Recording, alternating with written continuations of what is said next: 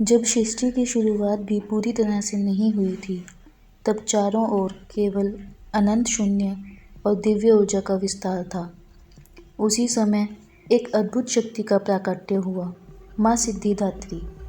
वह शक्ति जो हर सिद्धि, हर दिव्यता और हर चमत्कार की जननी थी। कहा जाता है कि जब देवताओं, ऋषियों और स्वयं ब्रह्मांड के तत्वों को अपनी अपनी शक्तियों की आवश्यकता महसूस हुई, तब सभी ने एक साथ उस परम शक्ति का आवाहन किया। उनकी तपस्या और पुकार से प्रसन्न होकर माँ सिद्धिदात्री प्रकट हुई।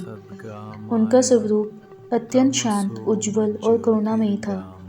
चारों भुजाओं में शंख, चक्र, गदा और कमल धारण किए वे सिंह पर विराजमान थी और उनके चेहरे पर ऐसी दिव्य मुस्कान थी जो भय को मिटा देती थी। देवताओं ने माँ से प्रार्थना की, हे माता, हमें ऐसी शक्तियाँ प्रदान करें जिससे हम इस सृष्टि को संतुलित और सुरक्षित रख सकें। माँ ने उनकी विनती स्वीकार की और उन्हें अष्ट सिद्धियाँ प्रदान की। अनिमा, महिमा, गरिमा, लघिमा, प्राप्ति, प्राकम्य, ईशित्व और विशित्व, इन सिद्धियों के माध्यम से देवताओं को अद्भुत शक्तियाँ प्राप्त हुई। उसी समय भगवान शिव भी माँ की भक्ति में लीन हो गए। उन्होंने माँ सिद्धिदात्री की कठोर तपस्या की। उनकी भक्ति से प्रसन्न होकर माँ ने उन्हें भी सिद्धियाँ प्रदान की।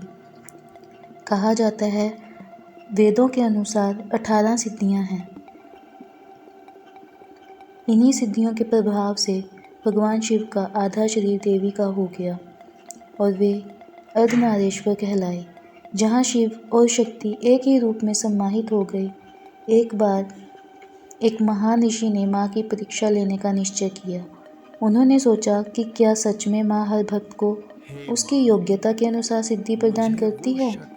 वे एक साधारण मनुष्य का रूप धारण कर माँ के पास पहुँचे और बोले, माता, मुझे ऐसी शक्ति दीजिए जिससे मैं संसार को अपने अधीन कर सकूं। माँ ने मुस्कुराकर कहा, शक्ति केवल पाने के लिए नहीं, बल्कि उसे सही दिशा में उपयोग करने के लिए होती है। यदि तुम्हारा मन शुद्ध है तो शक्ति तुम्हें स्वयं ही मिल जाएगी। ऋषि ने फिर भी जिद की।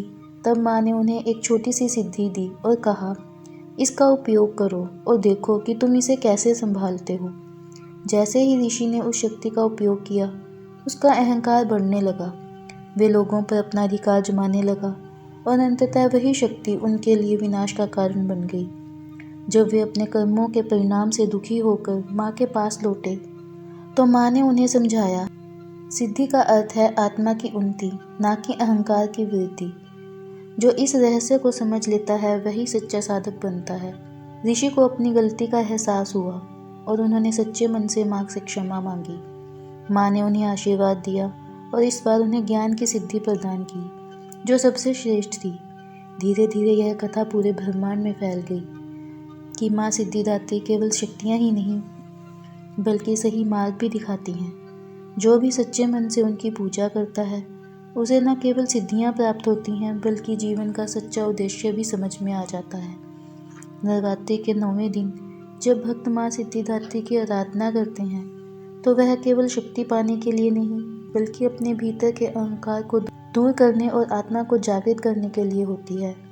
माँ सिद्धिदात्री की कृपा से ही मनुष्य अपने भीतर छिपी दिव्यता को पहचान पाता है। और यही इस कथा का सार है। सच्ची सिद्धि बाहरी शक्तियों में नहीं, बल्कि अपने भीतर की शांति, ज्ञान और संतुलन में छिपी होती है। इसी के साथ जय माँ सिद्धिदात्री।